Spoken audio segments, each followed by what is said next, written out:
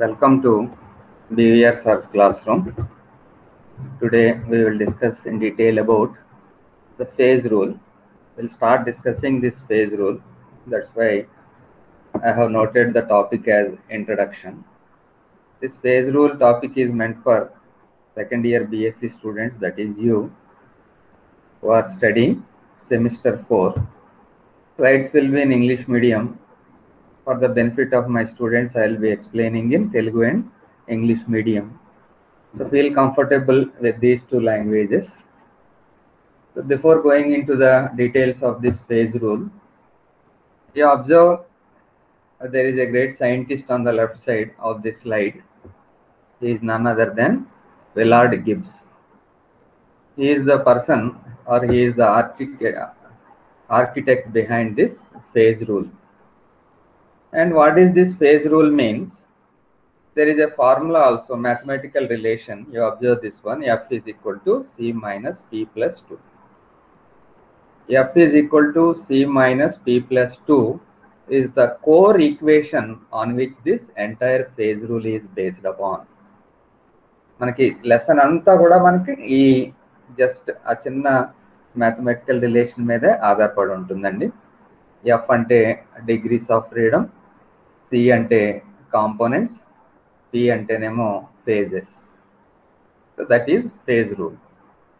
F is equal to C minus P plus 2 అనే concept మనం బాగా అర్థం చేసుకుంటే phase rule మీద మంచి కమాండ్ ఉన్నట్టే లెక్క. I am B. Venkatrao and from the Department of Chemistry, Government Degree College, Ramachandrapuram. Today I will interact you about the topic phase rule, which is a part of physical chemistry syllabus. Syllabus goes like this. Briefly, I will tell you about the syllabus. Concept of phase, components, degrees of freedom. Sometimes this may appear as a 10 marks question also, that is phase, components and degrees of freedom. You have to define those things and also explain with suitable examples. Then you have thermodynamic derivation of Gibbs phase rule, that I will explain in detail. Phase equilibrium of one component system, we will study in detail about the water system. Similarly, phase equilibrium of two component system is also there. Under this two component system, we have to study silver lead system, PBAG system we have to study.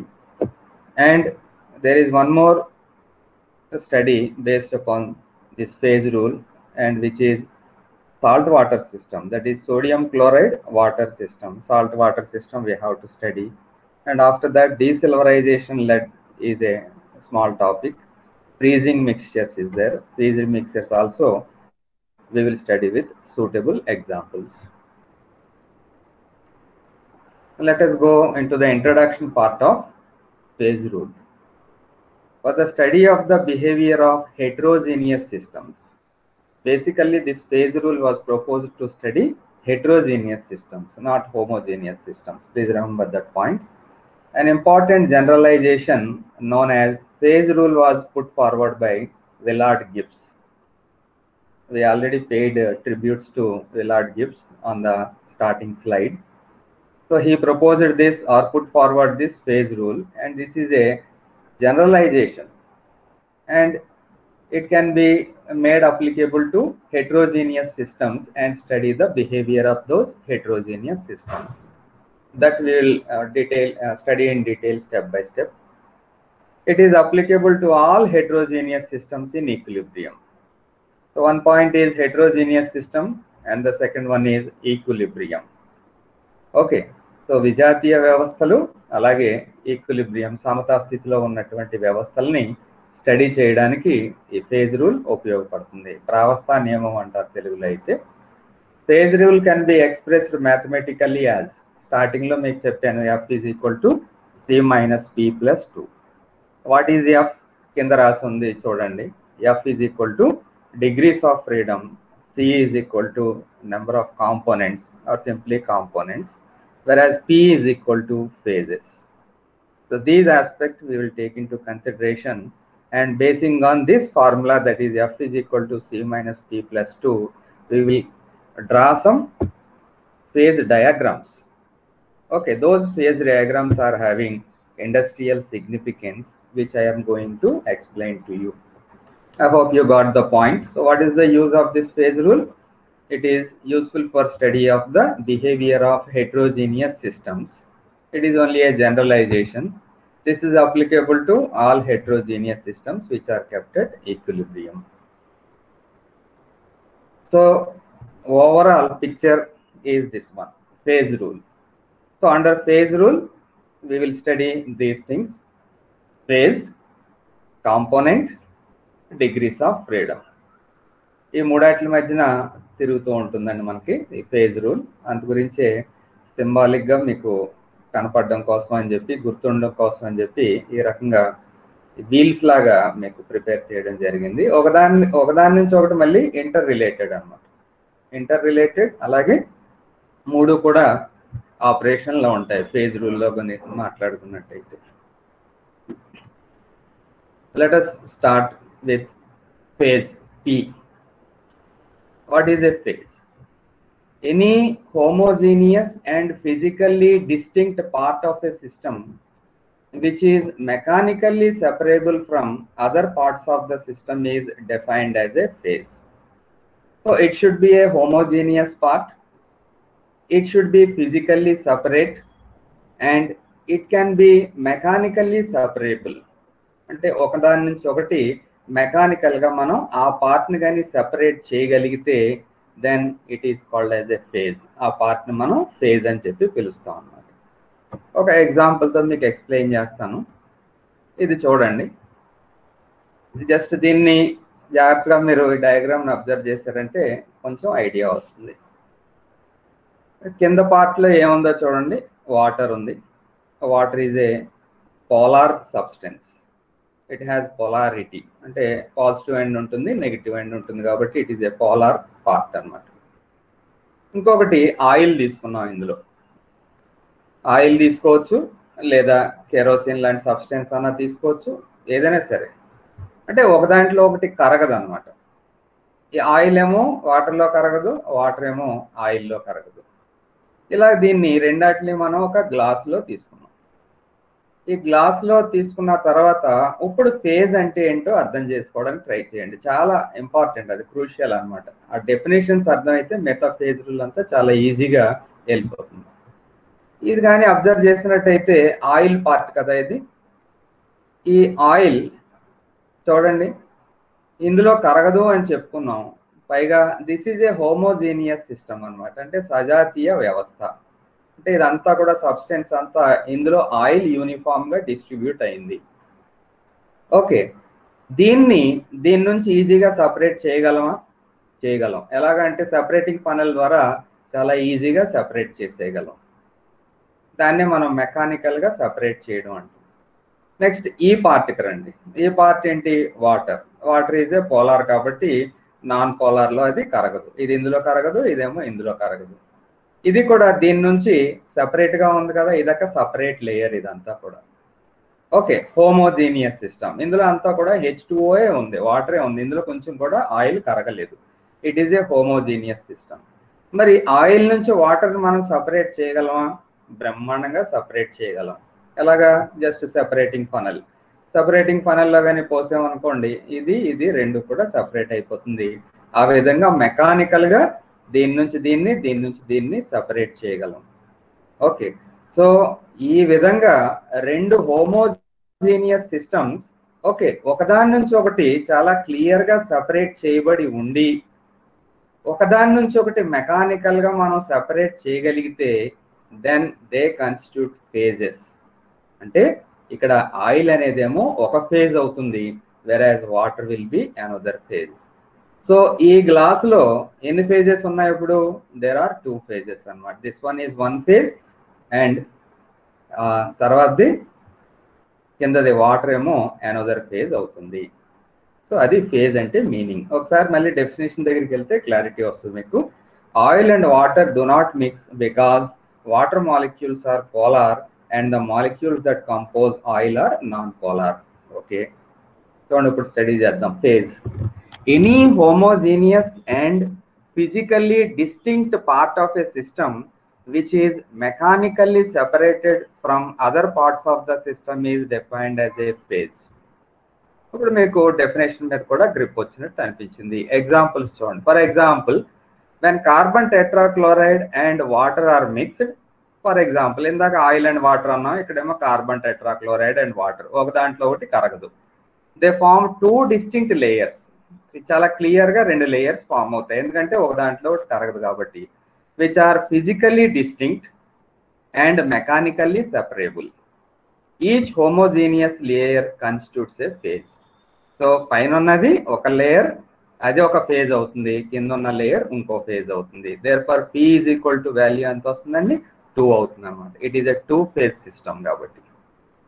Similarly ఇంకో example వేసుకుందాం చూడండి. Similarly in the freezing water system we have 3 phases. Water తెలుసు మనకి H2O. H2O ఏ రూపాల్లో ఉండొచ్చు? సాలిడ్లో ఉండొచ్చు, లిక్విడ్లో ఉండొచ్చు, గ్యాస్లో ఉండొచ్చు. సాలిడ్లో ఉన్నప్పుడు ఐస్ అంటాం, లిక్విడ్గా ఉన్నప్పుడు వాటర్ అంటాం, గ్యాస్ రూపంలో ఉన్నప్పుడు వేపర్ అంటాం. ఈక్విలిబ్రియంలో ఇవి 3 కూడా ఉండొచ్చు. కానీ solid is solid, liquid is liquid and gas is gas. అవి 3 కూడా 3 phases-గా కన్సిడర్ చేస్తాం. కాబట్టి P ఈజ్ ఈక్వల్ టు ఎంత అవుతున్నప్పుడు? P value will be 3. So that is the concept of phase. అంటే డిస్టింక్ట్గా హోమోజీనియస్ ఎంటిటీస్ ఎన్నున్నాయి అనే దాన్ని మనం ఫేజెస్ కింద గుర్తిస్తాం. దే మస్ట్ బి మెకానికల్లీ సెపరేబుల్ కూడా. So in this way, so that is the definition for phase. ఇప్పుడే మనం చూసినటువంటి డయాగ్రామ్. సో చూడండి, ఇప్పుడు ఇందులో ఎన్ని ఫేజెస్ ఉన్నాయని చెప్తారు మీరు?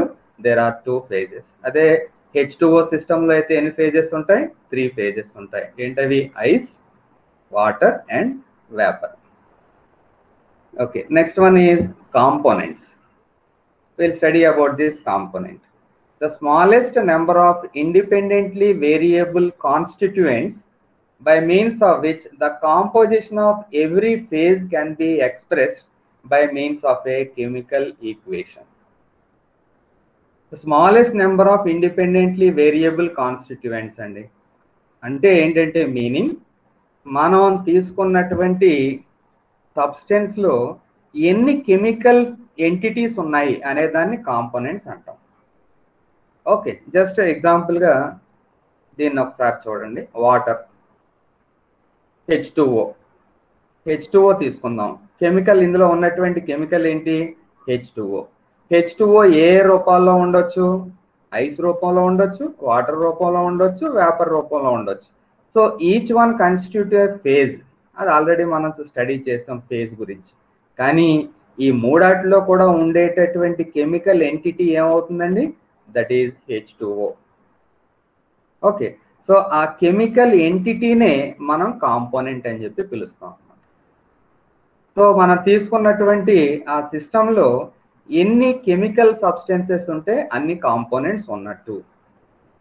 ఈ H2O సిస్టమ్ తీసుకున్నాం అనుకోండి. H2O సిస్టమ్ అది ఏ రూపంలో ఉండొచ్చు, ఏ ఫేజ్లో ఉండొచ్చు, వాటర్, ఐస్, వేపర్. కానీ ఉండేటటువంటి కెమికల్ ఏంటి? అందులో ఉండేటటువంటి కెమికల్ H2Oయే కాబట్టి number of component is only 1. So ఎన్ని కెమికల్స్ ఉంటే అన్ని కాంపోనెంట్ కింద మనం గుర్తించాల్సి ఉంటుంది. Okay, number of component is 1. అదే చూడండి components C. The smallest number of independently variable constituents by means of which the composition of every phase can be expressed by means of a chemical equation is called as components. Example, water can exist in 3 phases. Enter 3 phases: solid ice, liquid water and vapor gas. But the number of components is 1 since the composition of every phase can be expressed in terms of the component H2O ఓన్లీ. అంతే, H2O పరంగానే express చేస్తాం కాబట్టి number of components will be 1. Similarly sulphur తీసుకున్నాం అనుకోండి. మీరు lower క్లాసెస్లో చాలాసార్లు సల్ఫర్ గురించి చదివారు. Sulphur exist in different forms, different phases అనుకోండి. ఇప్పుడు ఇంకా క్లియర్గా రాంబిక్ సల్ఫర్ అని, మోనోక్లినిక్ సల్ఫర్ అని, plastic sulphur, liquid sulphur, vapour sulphur, అలా రకరకాల ఫేజెస్ ఆఫ్ సల్ఫర్ గురించి తెలుసు. కానీ అది ఏ ఫేజ్ అయినా సరే అందులో ఉండేది మాత్రం ఎస్, సల్ఫర్ ఎస్, సింబల్ ఏమో S. So how many components are there?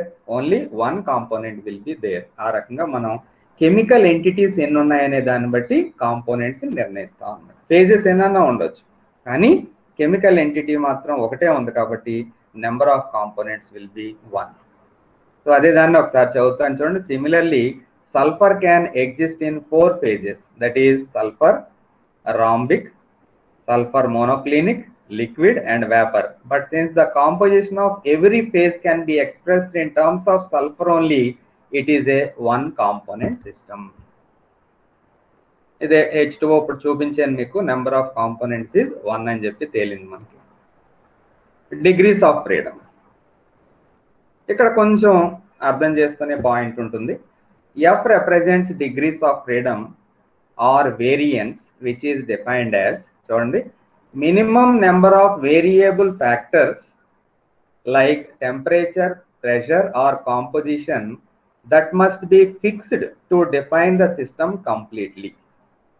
ఏదన్నా సిస్టమ్ అంటే సిస్టమ్ ఎట్ ఈక్విలిబ్రియం కంప్లీట్గా మనం డిఫైన్ చేయాలనుకోండి, అప్పుడు minimum number of variable factors that must be taken into consideration is called as degrees of freedom. For example, చూడండి, mixture of two gases. So there are two gases ఉన్నాయి. If we want to study the system of two gases which is at equilibrium, we have to take into consideration temperature, pressure and also composition. చూడండి, gas కాబట్టి temperature ఎంత ఉందో చెప్పాలి. Temperature ఎంత ఉందో చెప్పలేదు అనుకోండి, ఏమవుతుంది? లిక్విడ్గా మారిపోవచ్చు, సాలిడ్గా కూడా మారిపోవచ్చు గ్యాస్ అయినా కానీ. అంటే టెంపరేచర్ ఖచ్చితంగా చెప్పాలి. ప్రెషర్ కూడా అంతే కదా, ఎక్కువ ప్రెషర్ కలెక్ట్ చేస్తే ఏమవుద్ది? It gets converted into liquid. So కాబట్టి ప్రెషర్ని కూడా చెప్పాల్సి ఉంటుంది. అలాగే composition, mixture of two gases అన్నాం. టూ గ్యాసెస్ అంటే ఎంత? 50-50యా, 70-30యా, 40-60యా, ఏ రేషియోలో ఉన్నాయి? సో కాంపోజిషన్ కూడా చెప్పాల్సి ఉంటుంది. ఓకే, సో అప్పుడు దాన్ని బట్టి డిగ్రీస్ ఆఫ్ ఫ్రీడమ్ అంటే మనం minimum number of variable factors ఎన్నాటిని కన్సిడర్ చేయాలి అనే దాన్ని మనం డిగ్రీస్ ఆఫ్ ఫ్రీడమ్ అని చెప్పి అంటాం. ఫేజ్ రూల్ అప్లై చేయండి దీనికి. ఫేజ్ రూల్ అప్లై చేస్తే F is equal to C minus P+2 కదా. Phase, how many phases are there? Gaseous phase ఒకటే ఫేజ్, అది. Number of components 2 gases, 2 chemical substances, 2 అవుతుంది. సో ఫేజ్ రూల్కి అప్లై చేస్తే F is equal to 2 - 1 + 2 that will be equal to 3. అంటే it is a trivalent system. So కంపల్సరీగా మనం temperature చెప్పాలి, pressure చెప్పాలి, కాంపోజిషన్ చెప్పాలి. That is nothing but degrees of freedom. So ఆ రకంగా మనం దాన్ని స్టడీ చేస్తాం. ఎగ్జాంపుల్స్ తీసుకోండి. ఇక్కడ చూడండి, thus a mixture containing 40% CO2 and 60% N2 at 25 degrees C and 760 mm pressure is perfectly defined as a system with 3 degrees of freedom. చూడండి, composition చెప్పాం 40-60, టెంపరేచర్ చెప్పాం 25 degrees centigrade, ప్రెషర్ చెప్పాం 760 mm. సో 3 కూడా చెప్పాల్సి వస్తుంది కాబట్టి డిగ్రీస్ ఆఫ్ ఫ్రీడమ్ ఎంత అవుతుంది? 3 అవుతుంది. అలాగే సిమిలర్లీ ఇంకొక ఎగ్జాంపుల్ చూడండి. For the water system in equilibrium with its vapor, temperature is the only quantity which has to be fixed. Hence, it has 1 degree of freedom. H2O system తీసుకున్నాం. H2O system తీసుకుని ఆ system 60 degrees C దగ్గర ఉంది అని చెప్పన్నాం అనుకోండి, అదే system ఏమవుతుంది? డెఫినెట్గా లిక్విడ్ అవుతుంది. అంటే టెంపరేచర్ ఒకటి చెప్తే సరిపోతుంది. 110 degrees centigrade దగ్గర ఉంది అంటే అబోవ్ 100 అంటే వేపర్ స్టేట్. -10 degrees centigrade దగ్గర ఉంది అని చెప్పా ఉన్నాం అనుకోండి, సాలిడ్ స్టేట్ అంటే ఐస్. సో H2O సిస్టమ్ గురించి చెప్పాలంటే ఏం కావాలి? ఒక టెంపరేచర్ చెప్తే సరిపోతుంది. ఓకే, అప్పుడు మరి డిగ్రీస్ ఆఫ్ ఫ్రీడమ్ ఎంత? 1 అవుతుంది డిగ్రీస్ ఆఫ్ ఫ్రీడమ్. సో ఆ రకంగా మనం అనలైజ్ చేయవలసి ఉంటుంది. The next one is phase rule. Phase అంటే ఏంటో చెప్పుకున్నాం, కాంపోనెంట్ చెప్పుకున్నాం, డిగ్రీస్ ఆఫ్ ఫ్రీడమ్ చెప్పుకున్నాం. Next we will proceed to the actual phase rule. Phase rule అంటే ఇప్పుడు దాకా నేను చెప్పినటువంటి డెఫినేషనే. It states that the number of degrees of freedom of the system is related to the number of components C and the number of phases p existing at equilibrium with one another by the equation f is equal to c minus p plus 2. అదే ఆ equation ని f is equal to c minus p plus 2 అనే equation ని ఉంది అని చెప్తుంది అన్నమాట phase rule. ఆ డెఫినేషన్ మీరు రాయాలి. ఒకవేళ ఫేజ్ రూల్ అంటే ఏంటి అంటే it states that the number of degrees of freedom F of the system is related to the number of component C and the number of phases P existing at equilibrium with one another by the equation అని equation వేయాలి. దాని నుంచి ఇందాక చెప్పాను, ఏదైనా విషయం phase రూల్లో ఉంది అంటే దాన్ని మనం గ్రాఫికల్గా రిప్రజెంట్ చేస్తాం. And that graphical representation is called as the phase diagram. Okay, just brief ga introduce chestanu meeku phase diagram. Then chudandi, a simple phase diagram. A system idi one component system. One component enti H2O. Okay, component is 1. ikkada x axis meeda temperature తీసుకున్నాం, y axis meedemo pressure ni తీసుకున్నాం. తీసుకుని ఈ graph గీసాం, different values ఉపయోగించి graph గీసాం. Graph గీస్తే ఏం వచ్చిందో చూడండి, A B C and ఓ. ఓకేనండి, అంటే అర్థం ఏంటంటే చూడండి ఇక్కడ చాలా క్లియర్గా ఉంది. బిట్వీన్ ఏఓసి అంటే ఇక్కడ అంతా కూడా మనం తీసుకున్నటువంటి H2O ఏ ఫామ్లో ఉంటుంది, లిక్విడ్ స్టేట్లో ఉంటుంది. ఓకే, సిమిలర్లీ ఏఓబి ఈ ఏరియా ఏఓబి ఇక్కడంతా H2O ఏ ఫామ్లో ఉంది చూడండి, వేపర్ అంటే గ్యాషియస్ ఫామ్లో ఉంది.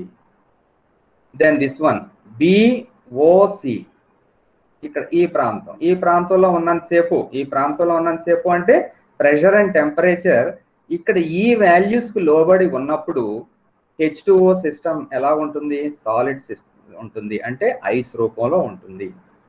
సో ఈ రకంగా మొత్తం మూడు కూడా ఎక్కడ ఎలా ఉంటుంది అని ఈ ఫేజ్ డయాగ్రామ్ చాలా సింపుల్గా ఎక్స్ప్లెయిన్ చేస్తుంది. అయితే ఇక్కడ చూడండి, ఈ ప్రాంతం అంతా ఏంటి, ఏఓసి ఇక్కడ ఉన్నప్పుడు లిక్విడ్గా ఉంటుంది కదా. This is one area or region. ఈ మొత్తం అంతటినీ కూడా వన్ ఏరియా అంటాం లేదా రీజియన్ అని చెప్పి పిలుస్తాం. ఆ రీజియన్ ఏంటి, ఏఓసి రీజియన్ లో ఉన్నప్పుడు ఇది లిక్విడ్ గా ఉంటుంది. అలాగే ఏఓబి ఇది ఇక్కడ అంతా కూడా గ్యాషియస్ స్టేట్ లో ఉంటుంది. అలాగే BOC this is another area or region and that one is in the form of solid అంటే ఐస్ ఫామ్. ఈ మూడు ఎక్కడో కలుస్తున్నాయి, ఏబిసి ఈ మూడు లైన్లు కలిసేటటువంటి ప్లేస్ ఏదైతే ఉందో దీన్నే ట్రిపుల్ పాయింట్ అని చెప్పి పిలుస్తాం అన్నమాట. సో ఇక్కడ ఈ ట్రిపుల్ పాయింట్ దగ్గర H2O exists in all the three phases, that is vapor phase, liquid phase and also solid phase. మూడాట్లో కూడా ఎగ్జిస్ట్ అవుతుంది. ఎక్కడది, ఓ దగ్గర, O point. So you have to remember this O point. ఇకపోతే మనకి 3 lines ఉన్నాయండి. Areas చెప్పుకున్నాం, areas or regions, lines. AO line అంటే చూడండి, ఇది ఏదో పొలం సరిహద్దులాగా ఉంటుందన్నమాట. మనం టెంపరేచర్ ప్రెషర్ని లెఫ్ట్ సైడ్కి అడ్జస్ట్ చేసామనుకోండి, చేస్తే అది లిక్విడ్ స్టేట్లో కన్వర్ట్ అయిపోతుంది. మరి ఇటువైపుకి అడ్జస్ట్ చేస్తే ఏమవుద్ది, వేపర్ స్టేట్లో కన్వర్ట్ అవుతుంది. అంటే AO line gives the equilibrium between liquid and vapour state. So ఈ లైన్లో ఉన్నప్పుడు ఈక్విలిబ్రియం స్టేట్, ఇందులోకి వస్తే వేపర్ స్టేట్, ఇందులోకి వస్తే లిక్విడ్ స్టేట్. సిమిలర్లీ ఓసి చదువుదాం, ఓ అండ్ సి. ఓసి దేనికి బౌండరీ లైన్ అవుద్ది, ఇది లిక్విడ్ స్టేట్కి సాలిడ్ స్టేట్కి మధ్యన బౌండరీ లైన్ అవుద్ది అనమాట. సో దీనికంటే తక్కువ ఇటువైపు left side temperature pressure conditions కానీ మెయింటైన్ చేస్తే సాలిడ్ గాను, ఈ లైన్కి అవతల ఉన్నటువంటి temperature and pressure conditions maintain చేస్తే లిక్విడ్ స్టేట్లో ఉంటుంది. So OC line gives the equilibrium between solid and liquid. ఇంకొకటి ఉంది చూడండి ఇక్కడ, ఓబి అనేది మరి దేనికి మధ్య ఈక్విలిబ్రియం తెలియజేసేటటువంటి లైన్. ఇది సాలిడ్ కి వేపర్ కి ఈక్విలిబ్రియం తెలియజేసేటటువంటి లైన్. సాలిడ్ టు వేపర్ కదా, సాలిడ్ నుంచి డైరెక్ట్ గా వేపర్ కి. That process is called as, మీరు మనసులో అనుకోండి ఆ ప్రాసెస్ ఏమంటారో, it is called as sublimation. That process is called as sublimation process. కాబట్టి ఈ కర్వ్ ఏమవుతుంది, సబ్లిమేషన్ కర్వ్ అవుతుంది. ఇక్కడ ఇది ఒకసారి చూడండి, ఈ కర్వ్ ఏమవుద్ది, ఏఓ కర్వ్, లిక్విడ్ కి వేపర్ కి మధ్య ఈక్విలిబ్రియం కాబట్టి ఏమవుద్దో చెప్తారా మీరు, వేపరైజేషన్ కర్వ్. అంటే లిక్విడ్ స్టేట్ వేపర్ గా మారేది vaporisation curve. Then what about C and O, ఈ కర్వ్ ని ఏమంటాం మనం, curve or line whatever it may be, దీన్ని ఏమంటాం లిక్విడ్ టు సాలిడ్ లేదా సాలిడ్ టు లిక్విడ్ ఈక్విలిబ్రియం. దీన్నే మనం మెల్టింగ్ పాయింట్ కర్వ్ అని లేదా ఫ్యూజన్ కర్వ్ అని చెప్పి పిలుస్తాం అన్నమాట. మెల్టింగ్ పాయింట్ అంటే సాలిడ్ టు లిక్విడ్, ఫ్యూజన్ అంటే లిక్విడ్ టు సాలిడ్. సో ఈ రకంగా మనకి ఇక్కడ 3 డిఫరెంట్ కాన్సెప్ట్స్ వచ్చాయి. 3 రీజియన్స్, ఇదొక రీజియన్, ఇదొక రీజియన్, ఇదొక రీజియన్, దాన్ని ఏరియా అని కూడా అంటాం. 3 లైన్స్, ఈక్విలిబ్రియం లైన్స్ ఇవి. Okay, lines or curves. ఇంకేమొచ్చింది మూడోది, ట్రిపుల్ పాయింట్. చూడండి ఇక్కడ రాశాను, ఫేజ్ బౌండరీ, ట్రిపుల్ పాయింట్, ఇవన్నీ కూడా వచ్చాయి. సో ఈ రకంగా మనం ఫేజ్ డయాగ్రామ్ ని కన్స్ట్రక్ట్ చేస్తాం. ఇప్పుడు ఇది బేసిక్ చెప్పాను మీకు, దీని నుంచి కొంచెం అడ్వాన్స్డ్ ఫామ్ లోకి వెళ్దాం. The phase diagram. The number of phases that exist together when the system is in equilibrium depends upon the conditions of ఏంటేంటి, temperature and pressure కానీ, or conditions of temperature and composition where pressure being kept constant. ఎందుకంటే metal system తీసుకున్నాం అనుకోండి, silver lead, అక్కడ మీకు vapour ఫేజ్కి వెళ్ళాలంటే చాలా high temperature కావాలి, అందుకని దాన్ని స్టడీ చేయం. అంటే అంత వేపర్ ఫేజ్ లేనప్పుడు ప్రెషర్ సిగ్నిఫికెన్స్ ఉండదు. కాబట్టి అక్కడ మనం దేనికి ఇంపార్టెన్స్ ఇస్తాం, టెంపరేచర్ అండ్ కాంపోజిషన్కి ఇంపార్టెన్స్ ఇస్తాం. Okay, these conditions are determined experimentally and then plotted on a graph. చెప్పాను కదా మీకు, ముందు చూపించాను, ఆ గ్రాఫ్లో గీస్తాం వాల్యూస్ అన్నిని. The diagram so obtained giving the conditions of equilibria between various phases of a system is called phase diagram or equilibrium diagram. మీకు ఇందాక చూపించాను కదా, సో గ్రాఫ్, దాన్నే మనం ఏమని పిలుస్తాం, that is called as phase diagram or equilibrium diagram. Okay, this phase diagram or equilibrium diagram contains 3 important features. What are those 3 important features? చెప్పాను already, ముందు ఎక్స్ప్లెయిన్ చేసిన తర్వాత ఇది చెప్తే బాగుంటుంది అనిపించింది. సో ఆ 3 ఏంటి, రీజియన్స్ ఆర్ ఏరియాస్, చెప్పానండి మీకు 3 ఉంటాయని. సిమిలర్లీ లైన్స్ ఆర్ కర్వ్స్, అవి కూడా 3 ఉంటాయి. మూడోదేమో ట్రిపుల్ పాయింట్. ట్రిపుల్ పాయింట్ అంటే సాలిడ్, లిక్విడ్, గ్యాస్ 3 కూడా జాయిన్ అయ్యేటటువంటి పాయింట్ మనం ట్రిపుల్ పాయింట్ అని చెప్పి స్టడీ చేస్తాం. ఓకే, సో ఫేజ్ డయాగ్రామ్ గురించి స్టడీ చేయాలంటే ఈ ఫ్యాక్టర్స్ని మనం గుర్తుపెట్టుకోవాలి అని చెప్పి మైండ్ మ్యాపింగ్ లాగా ఉపయోగపడుతుంది అని చెప్పి ఈ స్లైడ్ ఇక్కడ పెట్టడం జరిగింది. ఏముంటాయి చూడమ్మా, మీరు చెప్పండి ఒకసారి. Regions or areas, lines or curves, మూడోది ట్రిపుల్ పాయింట్. సో ఈ 3 కలిస్తే మనకి ఏమొస్తుంది, ఫేజ్ డయాగ్రామ్ వస్తుంది. ఆ ఫేజ్ డయాగ్రామ్ మనం స్టెప్ బై స్టెప్ స్టడీ చేద్దాం. First let us start with regions or areas. ఎన్ని ఉంటాయి regions or areas? There are 3 regions or areas. So నాకు ఆ పాత స్లైడ్ కనపడదు, కానీ మీకు పాఠం చెప్పినప్పుడు ఆ స్లైడ్ మీరు నోట్ చేసుకుని ఉన్నారనుకోండి, ఇప్పుడు చాలా ఈజీగా మీరు చూసుకోవడానికి అవకాశం ఉంటుంది. ఆ 3 రీజియన్స్ ఆర్ ఏరియాస్ని ఒకసారి స్టడీ చేయండి.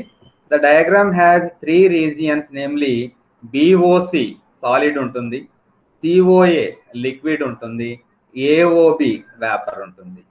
చూపించాను మీకు already. Each of the 3 areas shows the conditions of temperature and pressure under which the respective phase can exist. So A temperature, A pressure దగ్గర ఏ ఫేజ్ ఎగ్జిస్ట్ అవుతుంది అనే విషయం చాలా చక్కగా మనకి ఫేజ్ డయాగ్రామ్ నుంచి ఇన్ఫర్మేషన్ పొందవచ్చు. Now you try to apply the phase rule. Applying phase rule equation to the system when only 1 phase is present. అక్కడ ఒకే ఫేజ్ కదా, ఏదో ఒకటి ఉంటుంది, సాలిడ్ ఉండొచ్చు, లిక్విడ్ ఉండొచ్చు, గ్యాస్ ఉండొచ్చు. ఎందులో? రీజియన్స్ ఆర్ ఏరియాస్లో. So F is equal to, formula ఏంటండి, F is equal to C minus P plus 2 అయినా. So that is equal to ఎంత వస్తుందో వాల్యూ చూడండి. నెంబర్ ఆఫ్ కాంపోనెంట్స్ వాటర్ కాబట్టి only 1, number of phases 1, plus 2 చేస్తే మనకు value 2 వస్తుంది. అంటే మనం ఎన్ని విషయాల మీద ఫోకస్ పెట్టాలి? 2 డిగ్రీస్ ఆఫ్ ఫ్రీడమ్ ఉంటుంది. ఆ 2 డిగ్రీస్ ఆఫ్ ఫ్రీడమ్లో ఏమేమి చెప్పాలి? we have to define pressure and temperature. Pressure and temperature రెండు ఖచ్చితంగా చెప్తే తప్ప అక్కడ ఆ ఈక్విలిబ్రియం స్టేట్ ని స్టడీ చేయలేం. సో అది significance. Thus each single phase has 2 degrees of freedom. In order to define the condition of the phase, both pressure and temperature must be stated. అలాగే రెండోది లైన్స్ ఆర్ కర్వ్స్. ఆ lines or curves brief గా నేను ఇందాక explain చేశాను.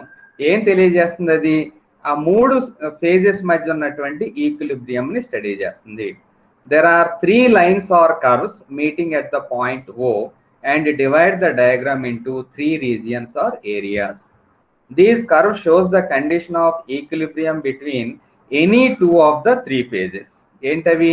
Any 2 of the 3 phases అంటే solid liquid కావచ్చు, liquid vapour కావచ్చు, లేదా సాలిడ్ వేపర్ కావచ్చు. ఒక్కొక్క దాన్ని స్టడీ చేసుకుంటూ వెళ్దాం. Solid liquid line, that is OC line. This line represents the equilibrium between దేనికి అని చెప్పాను? Solid and liquid. So solid liquid equilibrium కాబట్టి దాన్ని ఏమంటాం? మెల్టింగ్ పాయింట్ కర్వ్ అంటాం, లేదా ఫ్యూజన్ కర్వ్ అంటాం అని చెప్పాను. రెండోది liquid vapour line, OA line. It represents equilibrium between liquid and vapour and it is vapour pressure curve అని అంటారు అని తెలుస్తుంది. మూడవది solid vapour line, that is OB. It gives equilibrium between solid and vapor and it is sublimation curve. ఎందుకు sublimation curve అవుతుంది? When solid is directly converted into vapor, it is called as sublimation process, hence it is sublimation curve. So ఈ రకంగా 3 lines or curves ఉంటాయని graph లో చెప్తున్నాం. Applying phase rule equation to a one component system, అప్పుడు ఏమొస్తుందో చూడండి. F is equal to C minus P plus 2 కదా. Number of components ఏమో 1, but number of phases is 2. ఒప్పుకున్నారండి? ఈక్విలిబ్రియం కదా, సాలిడ్ వేపర్ కానీ లేదా సాలిడ్ లిక్విడ్ కానీ. ఓకే, ఆ రకమైనటువంటి 2 ఫేజెస్ ఉంటాయి కాబట్టి 1 minus 2 plus 2 is equal to 1. Okay, thus phase rule predicts that the 2 phase equilibria will have 1 degree of freedom along any of the 3 lines on the phase diagram when one variable, అంటే మనం pressure కానీ temperature కానీ ఏదో ఒక దాన్ని చెప్పగలిగాం అనుకోండి, రెండోది ఆటోమేటికల్గా fix అయిపోద్ది, దాన్ని మనం మార్చడానికి ఉండదు. ప్రెషర్ చెప్పామంటే టెంపరేచర్ ఫిక్స్డ్, టెంపరేచర్ చెప్పామంటే ప్రెషర్ ఫిక్స్డ్. అంటే మన చేతిలో ఎన్ని ఉన్నాయి? ఓన్లీ ఒకటి మాత్రమే ఉంది. ఆ ఒకటే కరెక్ట్గా చెప్తే రెండోది ఫిక్స్ అయిపోతుంది. కాబట్టి ఇక్కడ డిగ్రీస్ ఆఫ్ ఫ్రీడమ్ ఎంత అంటే 1 అవుతుంది అని గుర్తుంచుకోండి. ఇది phase diagram, actual phase diagram. So ఇక్కడ చూడండి, ఇందాక రఫ్గా ఒక డయాగ్రామ్ చెప్పాను, మనం యాక్చువల్గా దీన్ని స్టడీ చేయాలన్నమాట. వాటర్ వేపర్, ఇదిగో ఐస్. ఇది కాకుండా ఇదేమో ట్రిపుల్ పాయింట్. ఇది కాకుండా ఇక్కడ ఒక స్మాల్ ఎక్స్ప్లెనేషన్ ఒకటి ఉంది చూడండి, ఎక్స్టెన్షన్. మనం టెంపరేచర్ డిక్రీజ్ చేసుకుంటూ వస్తున్నాం అనుకోండి, స్లోగా అండ్ చాలా కేర్ఫుల్గా చేసుకుంటూ వస్తే ఈ ఏరియాలోకి వస్తులోకి ఏమవ్వాలి? అది సాలిడ్ అయిపోవాలి. కానీ చాలా జాగ్రత్తగా కానీ చేసినట్టయితే చూడండి, ఇది సూపర్ కూలింగ్ కానీ చేసినట్టయితే ఏ ప్రైమ్ అనే కర్వ్ వస్తుంది. That is called as metastable state. దాన్ని మనం మెటాస్టేబుల్ స్టేట్ అంటాం. ఇది టెంపరరీ. ఏ మాత్రం కొంచెం డిస్టర్బ్ చేసినా మళ్ళీ మామూలుగా యాక్చువల్ ఫేజ్ అయితే ఉండాలో అక్కడ దానిగా కన్వర్ట్ అయిపోతుంది. యాక్చువల్ ఫేజ్ అయితే ఉండాలి? ఇక్కడ సాలిడ్ ఉండాలి, ఐస్, దానిగా కన్వర్ట్ అయిపోతుంది అనమాట. And that one is called as ఏమంటాం? దాన్ని మెటాస్టేబుల్ స్టేట్ అని అంటాం. ఈ డయాగ్రామ్ మళ్ళీ వాటర్ సిస్టమ్ ఇంకోటి సపరేట్గా 1 కాంపోనెంట్ చెప్పుకున్నప్పుడు మళ్ళీ ఇంకా డీటెయిల్గా చెప్పుకోవాల్సినటువంటి అవసరం ఉంది. మన ఇంట్రడక్షన్లోనే ఉన్నాం కాబట్టి have a glimpse over this diagram. వీలైతే మీరు స్క్రీన్ షాట్ తీసుకోండి. ఓకే, ఇదైనా పర్వాలేదు, అదైనా పర్వాలేదు, రెండు కూడా సేమ్ టు సేమ్, కానీ ముందుదే ప్రాక్టీస్ చేయడానికి ట్రై చేయండి. ట్రిపుల్ పాయింట్ గురించి మాట్లాడాను ఇందాక. ఏంటి ట్రిపుల్ పాయింట్ అంటే? 3 కూడా ఒక చోట చేరుతాయి. The 3 boundary lines intersect at a common point and that common point is called as triple point. It shows the conditions under which all the 3 phases, that is solid, liquid and vapor, coexist in equilibrium. Now you try to apply the phase equation. F is equal to C minus P plus 2. Components ఏమో 1 అని తెలుసు మనకి H2O. మరి phases ఎన్ని? 3 phases. Triple point దగ్గర 3 phases ఉన్నాయి, solid, liquid, gas కూడా ఉన్నాయి. దానికి +2 కలపండి, ఎంత వస్తుంది? 0 వస్తుంది. అంటే అర్థం ఏంటి? It is an invariant system.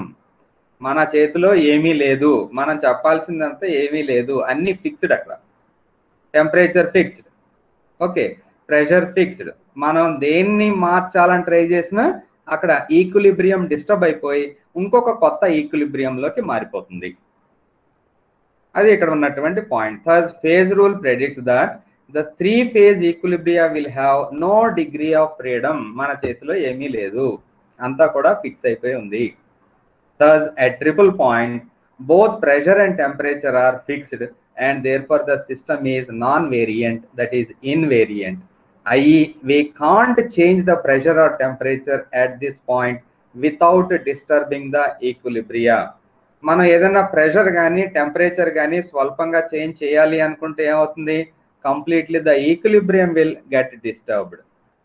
For example, if we lower the pressure, all the liquid will vaporize, leaving only 2 phases. Okay, so 3 phase alla ఏమవుద్ది? 2 phase గా కన్వర్ట్ అయిపోతుంది. That point is called as triple point.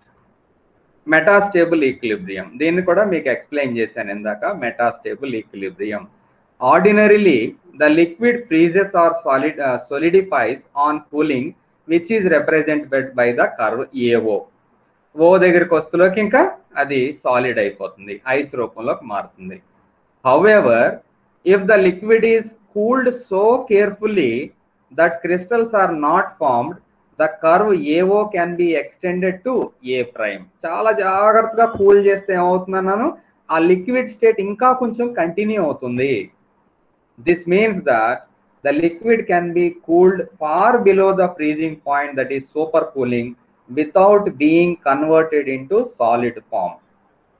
The supercooled liquid is an unstable condition since on the slightest disturbance, ఏ మాత్రం చిన్న slightest disturbance చేసినా, for example introduction of a seed crystal, the entire liquid solidifies rapidly. వెంటనే ఏమవుతుంది?